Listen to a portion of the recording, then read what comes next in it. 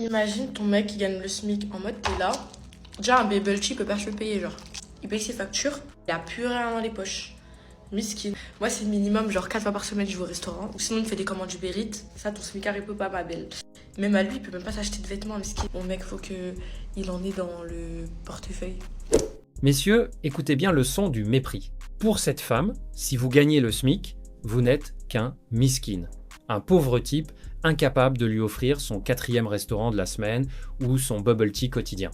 Elle le dit sans filtre. Votre valeur en tant qu'homme est directement liée à l'épaisseur de votre portefeuille. Si, après avoir payé vos factures, il ne vous reste rien pour financer ses caprices, vous êtes rayé de la carte. C'est la réalité brutale de l'hypergamie poussée à l'extrême. Vous n'êtes pas un être humain avec des projets, des valeurs ou un cœur, vous êtes un budget. Elle ne cherche pas un homme pour construire un avenir, elle cherche un sponsor pour ses commandes Uber Eats et ses sorties. Pour elle, un homme qui ne peut pas lui acheter des vêtements ou des bijoux n'est tout simplement pas son gars. Messieurs, ne tombez jamais dans le piège de vouloir impressionner une femme qui vous juge sur votre fiche de paie. Un homme de valeur travaille pour ses propres objectifs, pas pour devenir le banquier d'une femme qui vous jettera dès que votre compte sera à découvert. Laissez les reines du resto chercher leur prochain pigeon. Un homme qui se respecte cherche une femme qui l'épaulera dans l'ascension, pas une qui attend en haut de l'escalier pour vider ses poches. Tracez votre route et gardez votre argent pour ceux qui en valent la peine. Votre dignité n'est pas à vendre et certainement pas pour le prix d'un bubble tea. Alors là, je vais te dire tous mes red flags chez un mec. Premièrement, je viens chez toi, ça sent le renfermé. Red flag, je peux pas. Quand je viens chez toi, il faut que ça sente bon. Il faut qu'il y ait des petites bougies. Il faut que les lumières soient tamises. Il faut que ça soit cocooning, que je me sente bien, tu vois. Si j'arrive et que ça sent le renfermé, c'est pas rangé, red flag. Si tu as des poils comme as sous les aisselles, red flag, je peux pas. Ça me dégue. Alors oui, t'es un homme, tu peux avoir des poils, mais un minimum quand même. Si tu as des poils dans le dos aussi, red flag, je peux pas. Red flag, si quand je suis avec toi, tu mates les meufs comme ça. Ne regarde qu'à moi, tu regardes pas les autres. Red flag, si tu me dis, mais pourquoi tu fais ça comme ça? Ah, mais tu sais pas faire ça? Ah ouais? Hein? Ah, red flag, je te next. Red flag, si tu sais pas un minimum bricoler. Moi, les hommes qui savent bricoler, ça m'excite. Si tu sais pas bricoler, si tu sais rien faire et que c'est moi qui dois tout faire, qui doit tout réparer, non, next, red flag. Red flag si t'es intéressé que par mon physique. Tu me dis t'es belle, t'es gentille, t'es jolie, t'es gna et que tu creuses pas un minimum, red flag. Red flag si tu n'aimes pas voyager. Moi, ma vie, c'est les voyages. Je voyage minimum 3 fois par an, si je peux. Donc, c'est primordial que tu aimes voyager. Allez, un dernier red flag si tu n'aimes pas les animaux. Moi, pour moi, les animaux, c'est tellement mignon, c'est tellement gentil, c'est tellement innocent. T'es obligé d'aimer les animaux, quoi. Voilà, donc si tu veux une partie 2, n'hésite pas à me le dire en commentaire et n'oublie pas de t'abonner. Messieurs, écoutez bien cette liste de red flags, car elle est le reflet d'une société qui a perdu le sens des réalités. Pour cette femme, si vous avez des poils sous les bras ou sur le dos, vous êtes un red flag. Si votre appartement ne sent pas la bougie parfumée quand elle arrive, vous êtes éliminé. Elle veut un homme qui sait tout réparer dans la maison, mais qui a la peau aussi douce qu'un bébé et qui ne regarde aucune autre femme sur Terre. On est en plein délire narcissique. Elle exige un homme qui finance 3 voyages par an, qui aime les animaux et qui crée une ambiance cocooning pour son bon plaisir. Mais qu'apporte-t-elle en échange, à part sa présence et ses jugements? Elle veut la virilité du bricoleur et la sensibilité du décorateur, le tout emballé dans un portefeuille capable de payer des vacances constantes. C'est le syndrome de la princesse à la liste. Ces femmes ne cherchent pas un partenaire, elles cherchent un prestataire de service qui doit s'adapter à leurs moindres caprices esthétiques et matériels. Si vous ne correspondez pas à 100% à leurs fantasmes de magazine, vous êtes un red flag. Messieurs, ne vous épuisez pas à essayer de cocher les cases d'une femme qui vous traite comme un catalogue de vente par correspondance. Un homme de valeur a ses propres standards et ne s'excuse pas d'avoir des poils ou de ne pas allumer de bougies tous les soirs. Laissez les collectionneuses de red flags finir seules avec leurs exigences. Tracez votre route avec ceux qui apprécient l'homme, pas le produit. J'ai une question pour vous. La dernière fois, je parlais à un de mes amis qui est en flirt actuellement avec une fille et il m'a sorti que comme quoi, c'est pas une fille mariable. Et moi, ça m'a vexée de ouf et j'ai pas compris pourquoi, déjà de un, pourquoi je parle avec elle si c'est pas une fille mariable, et de deux, la fille elle est très gentille, très serviable, très adorable, mais pour lui c'est pas une fille mariable. Du coup j'aimerais vous poser la question à savoir, c'est quoi ces signaux là qui vous montrent qu'une fille est mariable ou pas? Je suis très très curieuse. Messieurs, voici une question qui brûle les lèvres de beaucoup de femmes aujourd'hui. Pourquoi un homme peut-il trouver une femme très gentille et adorable, mais refuser catégoriquement de l'épouser? L'autrice est offensée, elle ne comprend pas.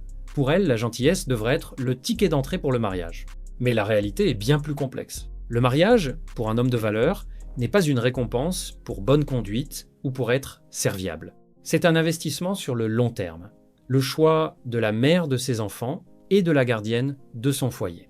Une femme peut être géniale pour passer du bon temps, pour sortir ou pour discuter, mais si elle a un passé trop lourd, si elle manque de retenue, ou si ses valeurs ne s'alignent pas avec une vision familiale, elle ne sera jamais mariable. L'erreur de l'autrice est de croire que les hommes parlent aux femmes uniquement pour se marier. Non, un homme peut apprécier votre compagnie sans pour autant vouloir lier son destin au vôtre. La gentillesse est le minimum syndical, pas un critère d'élite. Les hommes cherchent de la loyauté, de la discrétion et une structure morale solide. Messieurs, ne vous excusez jamais d'avoir des standards élevés pour le mariage. Ce n'est pas parce qu'une femme est sympa que vous lui devez un engagement à vie. Apprenez à distinguer la partenaire de passage de la femme d'une vie. Tracez votre route avec discernement et ne laissez personne vous culpabiliser pour vos critères de sélection. Le mariage est trop sérieux pour être fondé sur de la simple gentillesse. Je me suis fait la réflexion ce matin, mais je me suis dit, mais si j'avais un fils aujourd'hui, mais les jeunes hommes sont complètement perdus, tiraillés entre des messages contradictoires qu'il y a aujourd'hui dans la société, entre la consommation de films pornographiques avec des images extrêmes, complètement horribles, qui ne reflètent absolument pas la réalité. Derrière, on a MeToo, où là, il faut faire du coup super attention à ce qu'on dit. Là, il faut que chaque homme réfléchisse à chaque phrase qu'il dit, parce que, et en particulier là, aux États-Unis en ce moment, on me racontait que ici, vraiment, ça peut déraper très vite. On peut aller en justice pour la moindre chose qui dérape. Tout le monde doit tout le temps penser à comment formuler ses phrases pour éviter de tomber dans une accusation de MeToo. Et je trouve que MeToo était génial, hein. Mais c'est juste que c'est un autre extrême total. À côté de ça, il y a les nanas qui en peuvent plus du 50-50, qui veulent que les mecs reviennent, qui veulent que les vrais mecs reviennent, qui veulent qu'ils soient masculins, qui provide pour elles, qui prennent une place. Mais en même temps, les nanas ultra-féministes ne veulent plus qu'ils provide pour elles. Et donc, les jeunes hommes ne savent pas quel rôle ils doivent jouer. Est-ce qu'ils doivent jouer ce rôle de protecteur, de pourvoyeur, ou est-ce qu'au contraire, ils doivent être sur un pied d'égalité totale en termes de personnalité avec leur nana? Enfin, on a le grand retour des masculinistes, qui sont dans un espèce de conservatisme extrême, où la nana est une petite soubrette soumise. On va remettre l'homme sur un piédestal, je pense, dans une masculinité qui est extrêmement blessée. Donc, c'est quand même compliqué. C'est quand même compliqué pour les jeunes hommes aujourd'hui de trouver leur place, et aux parents d'essayer de montrer un modèle qui soit sain, qui soit équilibré et tout ça, mais je pense que ce serait un challenge. Messieurs, écoutez bien ce constat, car il vient d'une femme qui voit enfin la réalité en face. Aujourd'hui, être un jeune homme, c'est marcher sur un champ de mine. On vous demande d'être un vrai mec, un protecteur, un pourvoyeur, parce que les femmes en ont marre du 50/50. Mais à la seconde où vous assumez ce rôle, le système vous tombe dessus au nom de l'égalité radicale ou de MeToo. L'autrice le dit elle-même, les hommes sont tiraillés. On vous bombarde d'images extrêmes, d'un côté, et de l'autre, on vous demande de peser chaque mot, chaque phrase, de peur de finir devant la justice pour une maladresse. Comment voulez-vous construire une identité saine quand les règles du jeu changent toutes les 5 minutes? Les femmes veulent de la masculinité, mais elles ont peur de la puissance qu'elle dégage. C'est ce paradoxe qui crée ce que certains appellent une masculinité blessée. Quand on ne sait plus quelle place occuper, on finit par se braquer ou par s'effacer. Le challenge pour vous, c'est pas de plaire à une société qui ne sait pas ce qu'elle veut, mais de définir votre propre valeur, loin des injonctions contradictoires. Messieurs, ne cherchez pas votre mode d'emploi dans les discours féministes ou dans les attentes changeantes des femmes modernes. Soyez des hommes de principe, des hommes qui protègent ce qui compte, mais qui ne s'excusent pas d'exister. Le monde a besoin de piliers, pas de girouettes. Tracez votre route avec force et discernement. Ok, c'est hyper drôle ce qui se passe. En gros, je vous explique. Mon père, il habite à Nantes. Et ma mère, elle habite dans la campagne de Nantes. Et là, vraiment la pampa. Et là, je suis venue pour garder mon petit frère. J'espère qu'il dort. C'est ok. En gros, je parle plus à aucun mec depuis genre... Je sais pas. Bref, je sors d'une relation de 2 ans, donc de toute façon, j'ai arrêté de parler à des hommes. Il y a 4 ans, je parlais à un mec sur Insta. Et genre là, il m'a envoyé un message. Et du coup, on se reparlait vite fait, vu que j'étais rentrée sur Nantes. On était censé se voir aujourd'hui. Sauf qu'il m'a mis un plan. Ok, c'est pas grave. Donc bref, je suis rentrée pour regarder mon frère. Et là, il m'appelle. Et il me dit, en fait, ça fait 3 heures que j'attends dans ma voiture que t'aies terminé ton babysitting. Parce que lui aussi, il habite dans la campagne, mais la campagne à l'opposé. Du coup, il est resté, genre, à côté de chez moi. Bref, pendant 3 heures dans sa voiture. Il fallait pas se donner cette peine. Et bon, mes parents, ils sont pas encore rentrés. Du coup, il faut que j'attende que mes parents rentrent pour que je sorte. Et du coup, il est venu en voiture. Et les gars, je suis stressée. Surtout que c'est un date improvisé, genre, dans la forêt. Un peu glauque à dire comme ça. Mais j'habite dans la forêt, en fait. Donc, vraiment, date forêt. Et le mec, je le connais pas, je l'ai jamais vu. Mais par contre, en fait, ça fait 4 ans qu'on se parle techniquement. Enfin, genre, on s'est parlé il y a 4 ans, quoi. Et on s'est reparlé. Je sais pas où je vais. Pourquoi je me mets dans des bourbiers comme ça? Genre, des fois, je sais pas. Je lui ai rapporté des trucs à manger parce qu'il est resté 3 heures dans sa voiture à m'attendre, donc il a pas mangé.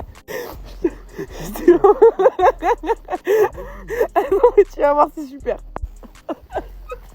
Mais non, mais je te jure que le chemin en vaut le détour. Bah les gars, la soirée elle avait aucun sens, c'était hyper drôle. Voilà, le mec était très sympa. C'était cool, c'était top. Messieurs, cette histoire résume parfaitement le dating moderne. Une femme sort d'une relation longue, affirme qu'elle ne parle plus aux hommes et accepte un rendez-vous improvisé avec un type qu'elle n'a jamais vu, rencontré sur Instagram il y a 4 ans. En pleine campagne, en forêt, le gars attend 3 heures dans sa voiture. 3 heures.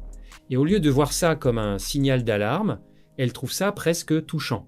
Elle veut lui apporter à manger. Voilà le problème. Aujourd'hui, le manque d'options est confondu avec de la galanterie. Un homme qui se respecte ne reste pas bloqué 3 heures dans une voiture pour une inconnue. Et une femme stable ne se jette pas dans un rendez-vous improvisé avec un quasi-étranger juste parce qu'elle s'ennuie. C'est le chaos émotionnel des réseaux sociaux. On garde des contacts pendant des années, on rallume des braises quand on se sent seul, on improvise, on vit au jour le jour. Aucun cadre, aucune structure. Messieurs, retenez une chose, l'énergie désespérée attire des situations désespérées. Ne soyez jamais l'homme qui attend 3 heures dans une voiture. Votre temps est votre valeur. Un homme solide fixe un cadre, propose un plan clair, et si ça ne respecte pas son timing, il passe à autre chose. Le dating moderne est chaotique parce que les standards sont flous. À vous de ne pas l'être. Tracez votre route avec discipline, pas avec impulsion. Problème, en contre-temps, il peut plus la déposer. Il dit, je te dépose à la gare. Faut savoir, il était 18h ou 19h, je sais plus. C'est-à-dire, il y a tous les trains, il y a tous les bus. Bref, il devait la déposer à la gare. Maintenant, la bébé, comme ça, pète un câble, il dit non, et tout, dépose-moi chez moi et tout. Wesh, la personne, elle a qu'à se débrouiller tout seul et tout. Si t'étais pas le truc comme tu dis, mais wesh, t'es ouf, toi, c'est la famille avant. Wesh, Carré, je veux faire passer toi avant ma famille et tout. Maintenant, la bébé continue à péter des câbles. Maintenant, c'est quoi? La bébé, elle pète un câble, elle dit, ça y est, moi, je me casse et tout. Je vais rentrer chez moi tout seul et tout. Je me débrouille solo, vas-y, laisse-moi. C'est-à-dire, elle claque la porte de la voiture, elle se casse. C'est pas le soir, mon pote, il reçoit un ajout. Il reçoit un ajout de la pote de la meuf qui dit, ouais, toi, je vais te frapper, t'as de la chance, il s'est rien passé à ma pote et tout, il lui est rien arrivé, sinon je t'aurais cogné. Comment tu laisses ma pote solo et tout Ah. Mon pote, il fait, wesh. T'es qui, toi, tu rencontres quoi, là? C'est ta pote, elle a fait la grande. Elle est sortie et tout, là, maintenant, je sais pas quoi. Maintenant, mon pote, il fait quoi? Il appelle la baby en question. Ça se passe, ça s'explique et tout, vas-y. Maintenant, c'est pas quoi. La baby, elle lui dit quoi? Elle dit, mais toi, t'es un menteur et tout, tu t'appelles pas comme ça. Et ouais, c'est pas la première fois que tu fais ça et toi avec les raclis. Il dit, wesh, qu'est-ce que tu racontes? Ouais, t'as l'habitude de capter des raclis dans ta voiture et tout, sur le parking et tu les abandonnes et tout. Mon pote, il démêle parce qu'il dit, tu racontes quoi là? Je viens d'avoir le permis là, il est tout frais. Je viens d'avoir ma première voiture et tout, tu racontes quoi? Elle dit, ouais, c'est un grand de chez toi qui m'a dit. C'est un grand de chez toi, il m'a tout expliqué. Les gars, écoutez la story. Tu parles de qui? C'est qui le grand? Maintenant, il commence à expliquer. En gros, elle était rentrée dans la ville et tout, à pied. Maintenant, elle était rentrée dans un quartier. Et maintenant, c'est quoi? La raclée, elle était en pleurs et tout. Bref, je sais pas, elle était énervée, larmes d'énervement et tout. Maintenant, le gars en question, il le voit, il dit, ouais, je sais pas ce quoi et tout, ouais, c'est un gars et tout, il dit si, il m'a laissé et tout, nanana, je sais pas quoi. Il dit, ouais, c'est qui ce petit con et tout, nanana, vas-y, viens, je te dépose et tout. Le gars, il était prêt à la déposer loin là-bas chez elle. Maintenant, il dit, non, juste dépose-moi à la gare et tout. Maintenant, il arrive à la gare. Elle dit, ouais, mais c'est qui et tout, nanana, dit, ouais, ah, mais lui, mais ouais, c'est mon petit, ouais, c'est mon petit peu et tout, carrément, wesh, c'est mon petit, wesh. Ah, tout le temps, il fait ça, lui et tout. Vas-y, ce petit con et tout. Non. Oh. Maintenant, je dis, il s'appelle même pas comme ça. Tout le temps, il fait ça, wesh. C'est pas la première fois qu'il fait ça et tout. Les gars. Maintenant, il dit, ouais, mais du coup, c'est quoi ton Insta et tout, son Snap? Il dit, non, je veux pas et tout. Je suis pas intéressé, tout ça et tout. Il dit, ouais, mais si tu carrément, je te dépose chez toi et tout. Non, je suis pas intéressé. Mais tiens, prends mon Insta. Maintenant, c'est pas le poteau. Il dit, ouais, c'est quoi l'Insta du gars qui va vérifier? Maintenant, il voit l'Insta du gars. Putain. Il voit l'Insta du gars, il commence à péter de rire. Il dit, mais wesh. Mais ça, on vous lui prenez ça dans des vies comme ça? Mais il t'a grave menti. Il t'a dit, c'est mon grand, je sais pas quoi. C'est même pas son, wesh. C'est même pas son grand. Ils ont quelques mois d'écart et tout. Mais RAV, genre. En mode, il s'est inventé une carrière. Tout ça pour impressionner la baby, pour avoir ses réseaux. Au final, il n'a rien gratté. Déjà, il a déposé la baby à perte. Et au final, mon pote, il continue à parler à la baby. Ça veut dire, les gars, s'il vous plaît, arrêtez de vous inventer des vies pour plaire au raclé, les gars. Là, comme on dit, les escaliers, la vérité prend les escaliers, mais l'ascenseur, il prend le mensonge, les gars. Tôt ou tard, la vérité va éclater. Là, c'est-à-dire, là, tu passes pour un vieux con, et au final, t'as même pas eu la baby. C'est dingue. Messieurs, cette histoire est une leçon brutale. Un gars invente une vie, exagère ses relations, prétend avoir un statut qu'il n'a pas, tout ça pour impressionner une fille et récupérer ses réseaux. Il se crée un personnage plus impressionnant que lui. Sauf que la vérité finit toujours par sortir. Et quand ça sort, ce n'est pas élégant, ce n'est pas discret, c'est humiliant. Le problème, c'est pas la fille, le problème, c'est le besoin de validation. Quand un homme pense qu'il doit mentir pour être intéressant, il communique inconsciemment qu'il ne se trouve pas suffisant tel qu'il est. Un homme solide n'a pas besoin d'inventer une carrière, un réseau ou un passé glorieux. Il avance avec ce qu'il est réellement. Parce que la séduction basée sur le mensonge attire soit des femmes superficielles, soit des situations instables. Et le plus triste, même après avoir été démasqué, le gars continue de parler à la fille. Pourquoi ? Parce que le manque d'abondance pousse à accepter le manque de respect. Messieurs, retenez cette règle, la vérité prend l'escalier, le mensonge prend l'ascenseur, mais l'ascenseur finit toujours par tomber en panne. Construisez votre valeur réelle au lieu de jouer un rôle. Un homme authentique sera toujours plus fort qu'un personnage fragile. Les mecs sur TikTok, ils me font un tas rire. Quand je les vois avec leur TikTok, ouais, moi je veux une meuf folle, moi je veux une meuf possessive, moi je veux une meuf comme ci, comme ça, les gars, vous voulez vraiment pas. Je vous jure, vous voulez vraiment pas. Encore, vas-y, Max, c'est un mec qui veut une meuf possessive, ok, mais je vous jure, les gens qui disent, ouais, moi je veux une grosse folle et tout comme meuf, moi je veux une meuf, elle est maboute dans sa tête, elle fait des trucs de ouf, vous voulez pas. Là, c'est parce que je sais qu'il a trop romantisé en gros la folie, mais vous voulez vraiment pas. Moi, je fais avec ce pas parce que la folie, pour moi, ça se soigne. Moi, je suis juste une meuf déjantée. Genre, j'ai mon niveau de folie qui s'arrête. En fait, ta vie, il y a l'hôpital psychiatrique et il y a mon niveau de folie. Genre, j'ai vraiment esquivé les radars. Mais il y a des meufs, elles sont malades. Elles sont maboules. Et vous normalisez leur comportement. Vous savez, c'est quoi une meuf folle? Une meuf folle, c'est une meuf quand tu lui réponds pas au téléphone. Parce qu'en fait, vous, c'est quoi? Ouais, moi, c'est elle me répond pas au téléphone et Marcel et tout. Non, ça, c'est gentil. Ça, c'est une meuf qui est déjantée. Comme moi, j'ai déjà appelé un être humain 80 fois parce qu'il me répondait pas. Tu vas me répondre. Une meuf folle, une meuf maboule. J'ai une camarade à moi qui a déjà fait. Elle a débarqué chez le mec.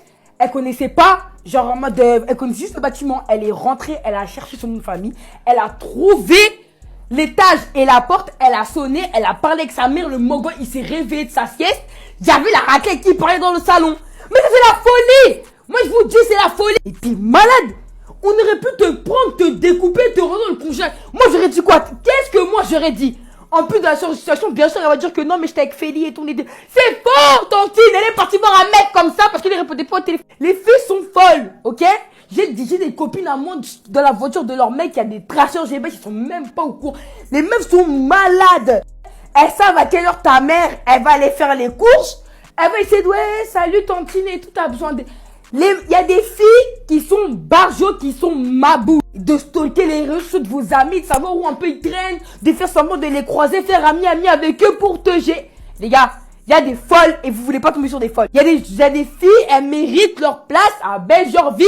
Elles méritent leur place à Sainte-Anne.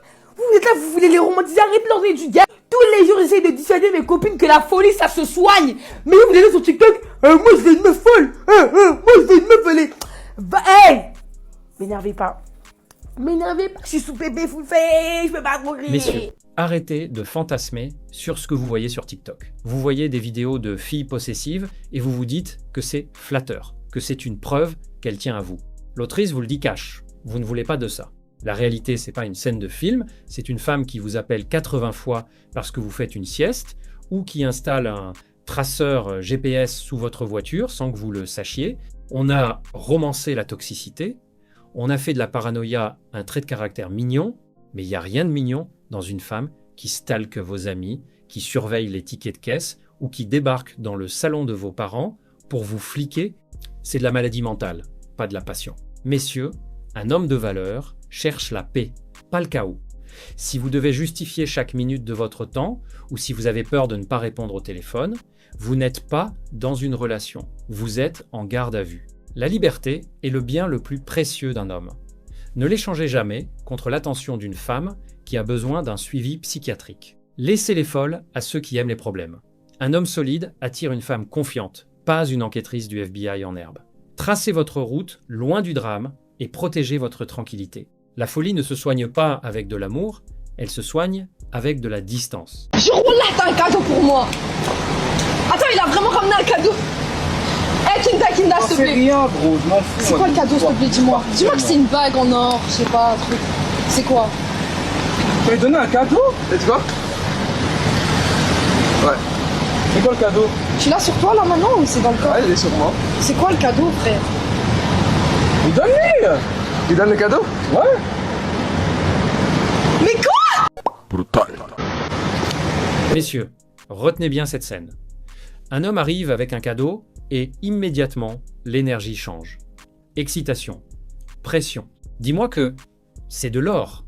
Ce n'est plus une rencontre, c'est une inspection. Le cadeau devient un test. Est-ce qu'il est généreux? Est-ce qu'il a les moyens? Est-ce qu'il investit dès le départ? Beaucoup d'hommes pensent que offrir quelque chose au premier rendez-vous montre leur sérieux. En réalité, ça crée un déséquilibre. Vous commencez la relation en position de validation. Un homme qui offre trop vite communique une chose: je cherche à impressionner. Or, un homme de valeur n'a pas besoin d'acheter l'attention. Il offre quand il y a engagement, quand il y a réciprocité, pas quand il y a curiosité. Le vrai cadeau au début, c'est votre temps, votre présence, votre cadre. Si une femme est plus intéressée par ce qu'il y a dans le paquet que par la conversation, vous avez déjà votre réponse. Messieurs, ne soyez pas le distributeur automatique émotionnel et financier. Le respect vient de la structure, pas du packaging. Un homme solide ne donne pas pour être validé. Il donne quand c'est mérité. Tracez votre route avec discernement.